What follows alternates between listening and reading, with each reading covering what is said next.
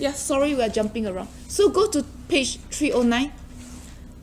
So feminism is a philosophy that thinks that men and women should be treated equally. Stratification between men and women is wrong, according to feminism or feminists. And there are three waves of feminism movements. One is in the 1920s, maybe 310, page 310, the first wave. During the first wave, all these suffragist movements, ladies, they tried to fight for women's rights to vote in the 1920s. So as we can see, women, they were not slaves in this country, but they did not get their voting rights until the 1920s. And a second wave of the feminist movement coincided with the civil rights movement. The focus during the second wave, the 1960s, would be to fight for equal pay between men and women for the same job they do. And if you go to page 311, 312, it talks about the third wave of feminism. So the third wave of feminism, still, they focus on issues beyond the US. They focus on the third world or the less industrialized countries, gender inequality, women trafficking, rape, abuse of females in those third world or less industrialized countries. And the third wave of the feminism movements, they continue to focus on issues that's being emphasized during the 60s, during the second wave: equal pay, equal treatment in the workforce, maternity leave,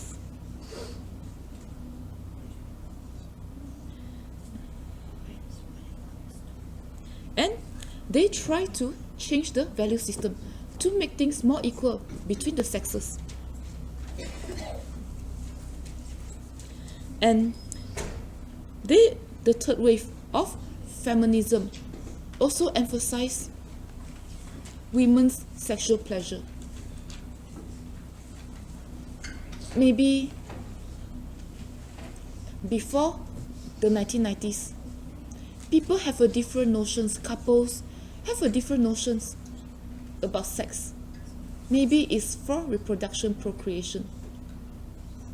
Maybe the women's needs or feelings were not taken into very much consideration. And maybe things changed during the third wave of feminism. Okay. I know Joseph is now working in the healthcare.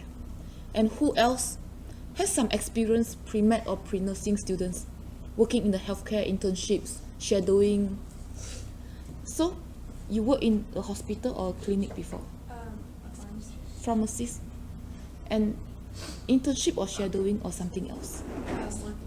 Working there. So are they male employees, female employees in where you work? Female. All females? Pretty much, yeah. Okay. One male. Just one male. Do you think he feel outnumbered? Probably. You think so? So now, gender inequality in healthcare, page 311, 312, takes a different form.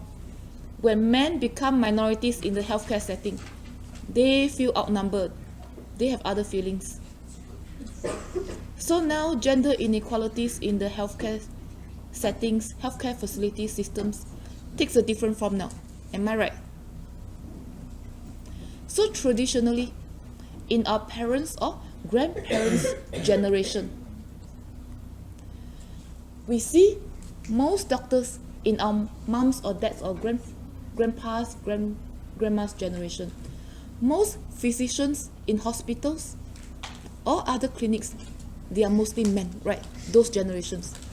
most females were nurses in our grandma's, grandpa's generation, or in our parents' generation. When I was a kid, I am from a different generation than you. All the pharmacists were men in the supermarkets, and now it changed in my generation. They are mainly females. And I think because not only in this country, the baby boom, they reach retirement age. They age. So now there is more and more demand for healthcare professionals, nursing, paramedics, physicians, pharmacists, clinical professionals, you name it. So maybe I could be wrong. Now people's perceptions about male nurses have changed, am I right? They are more in demand. They are highly valued, highly respected in society. Not in the days of our grandparents or our parents. I think our grandparents' generation, our parents' generation, they may have a different perceptions about male nurses. They may assume that all pharmacists were male. Most doctors were male.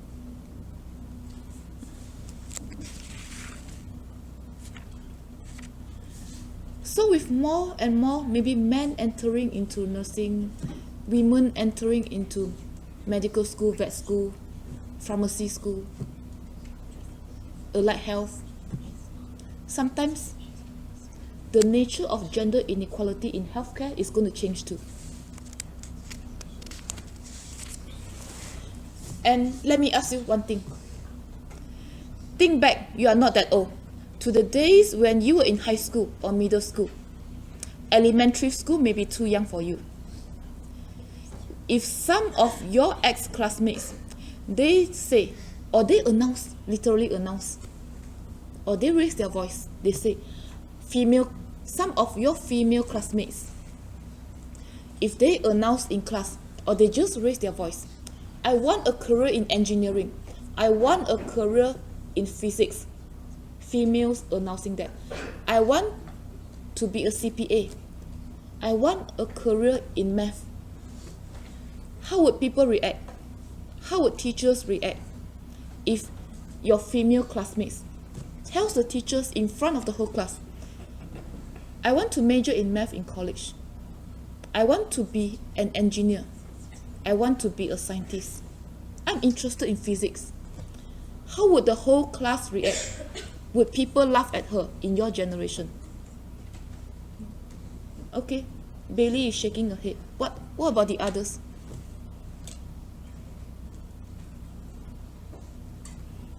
If your female classmates tells the whole class, I want to be an engineer, would she be laughed at? No. Okay. So things change in South Africa to good. But maybe, and those were the same reactions in my generation too, when I was in school.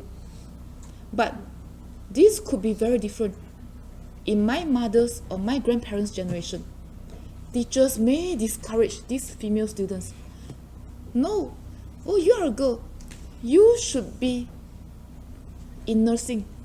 You should be in teaching, something else. Career lines, they are more gender stereotypical in our grandparents' or parents' generation. Those reactions may be different. And in the US, there is still a gender gap. If you look at statistics, there's still a gender gaps in math and science achievement, in STEM field enrollments in various colleges and university. There is still a gender gaps. There are still fewer females who are enrolled in those fields. So what's the cause? You say your female classmates, my female classmates, they don't get laughed at when they announce to the whole class, I want to be an engineer, I want to be a scientist. They don't get laughed at in our generation. So what's the cause? What's the gap? Why there's still a gap? if people don't laugh at them, it's a common sense question. If people don't laugh at our female classmates, they may be laughed at in our grandparents' generation. For sure in Malaysia, in Asia, in most Asian countries. But they don't get laughed at. Why there's still a gap in enrollment? The requirement for them to get into the test or the requirement to get into the field program. Correct. Requirement, maybe different requirements for different sexes, different genders. Affirmative actions may play a role. Or different interests, different motivations that affects how people choose their majors. Natural science, social science, physical science, fine arts. Sometimes it has a lot to do with motivations and personal interests. So, if you look at statistics, if you consult Dr. Google, I am not making this up. The gender gaps in enrollment in STEM fields, science, technology, math, engineering, are a lot more narrower in many Eastern European or ex-communist countries, or in many currently communist countries like North Korea, China. Gender gaps in enrollment in the STEM fields are a lot narrower. What's the cause? Do you know? Is the political system similar between US and Eastern European countries? Even to these days. Even though we know communism collapsed in those countries 20 years ago. Are the political systems similar or different in these countries? Different, yes.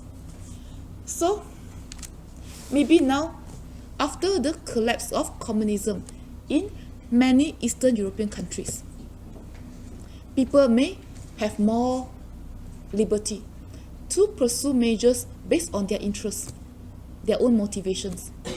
But when these countries, Eastern European countries, Romania, Poland, Czech Republic, or even to these days, China, who knows, Vietnam, even though they have a dual system, I told you, sometimes the political climate of these countries have something to do with how people choose their majors. I'm serious. The political climate sometimes has something to do with how we choose our majors. Do you buy that?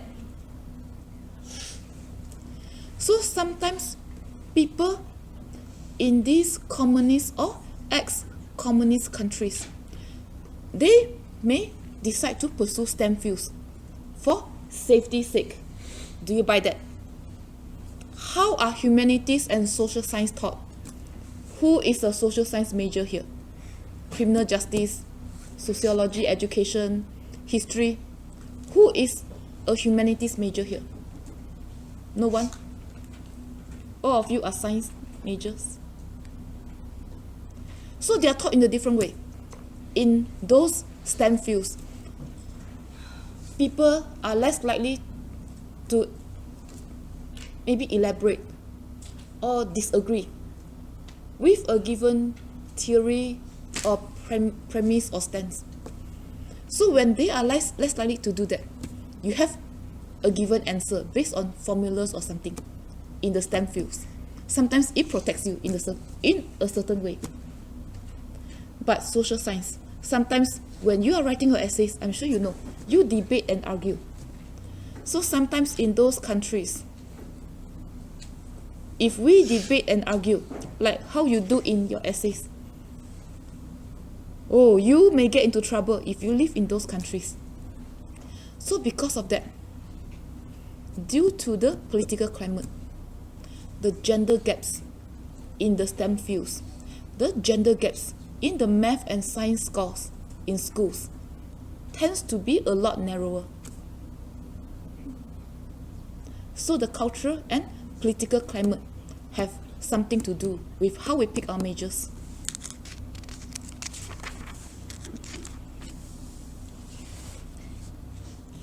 And go to the page that says pay gap. I have 308. What do you have? Go to the page that says pay gap. Any volunteers? 3:15, thank you. So according to the US Census, even though there are 3 waves of feminism movements, pay gap still exists in this country, in many other countries. I think according to the US Census, women make about 67 to 80% of what men makes for the same occupation. So there's still a pay gap in this country.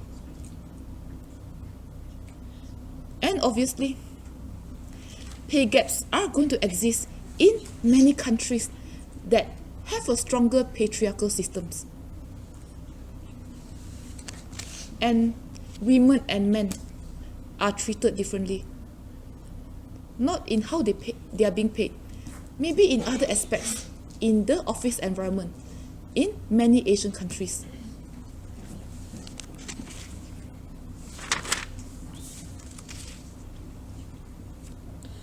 And go to the page that says the glass ceiling, page 311.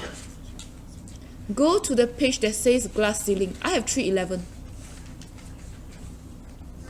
319, thank you. So the glass ceiling is a phenomenon for women. Sometimes the women may feel, I work hard, I got promoted, but up to a level, it seems that no matter how hard I work, I cannot get promoted further. I hit a glass ceiling. They see the position above them, above their current one, but they can never reach that position. They hit the glass. We call this phenomena the glass ceiling phenomena. It applies to women. And some of the reasons why the glass ceiling phenomena applies more to women, nowadays to men too. Some men stay home and raise kids in many countries. It's because women still bear the bulk of their child rearing and other nurturing household chores responsibilities in the household. So when they do that, they are still mainly responsible for child rearing, for nurturing duties, for taking care of the homes, for household chores, even though now both couples work. So they may dash out the door when the clock strikes 5. And when this happens repeatedly, sometimes this can affect their promotion and raises. So this is one reason why the glass ceiling phenomena applies more to women. And nowadays, sometimes this can happen to men too. For some families in the 21st century, sometimes the wife works, the husband stays home. Or the female partner goes out to work, the male partner stays home. And if that happens when the kids were young, when he stays home for several years, when he wants to get back again, do you think it's easy? It's not going to be easy for both men and women. Maybe there are multiple software updates, system updates. So all these computer system software, maybe the job roles, are going to be very foreign for the men or the women who return to the job force, the workforce, after raising kids. So nowadays, I think in today's society, in many countries, the glass ceiling phenomena applies to both sexes due to various reasons.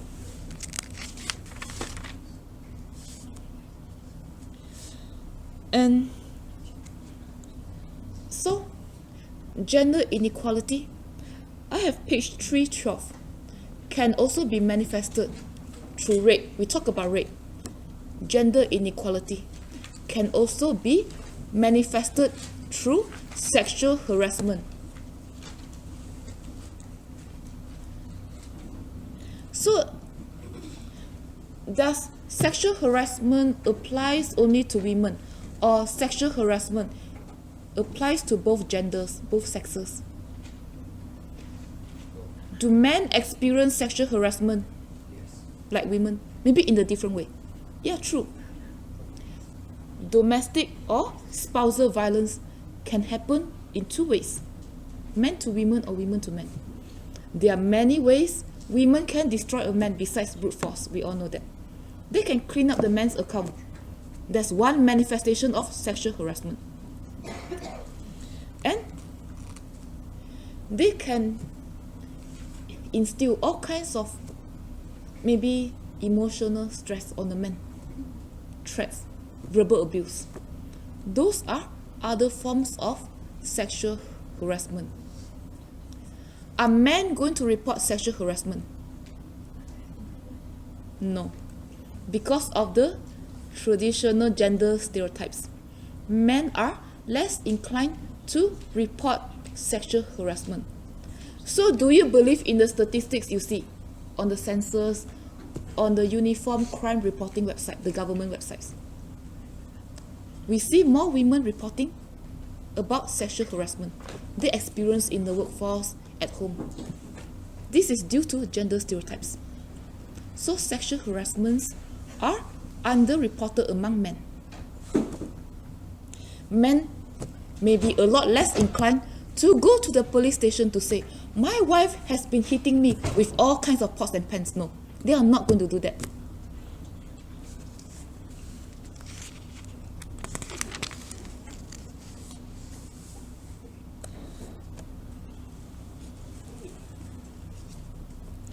Okay, go to the page that says murder.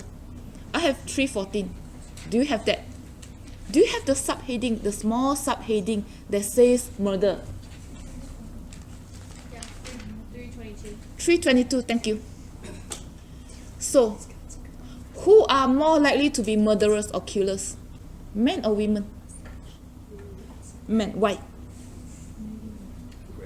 They are more aggressive, their genes. Like what we saw in the first few pages. Testosterone, the hormones. So, from the incident I experienced at my previous university, is one manifestation of why men have a higher tendency to be more self-destructive. Wow, my previous doctoral student and my ex-colleague, he was an instructor before he got his doctorate. One day, he shot his own girlfriend. They lived together. After that, he took the same gun to campus, drove 6 hours, took the same gun to campus. He shot that history professor. And after maybe 10 hours or so, he shot himself in the forehead. Now 3 of them were dead, or are dead. And sometimes we see these similar incidents in many parts of the country, and most of them are committed by men, UCLA. So it seems that men have a lot higher tendency to be more self-destructive. Maybe it's hormones.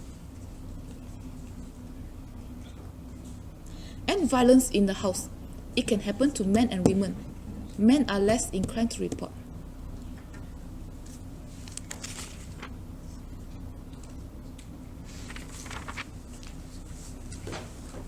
Okay, for the last 10 minutes or so,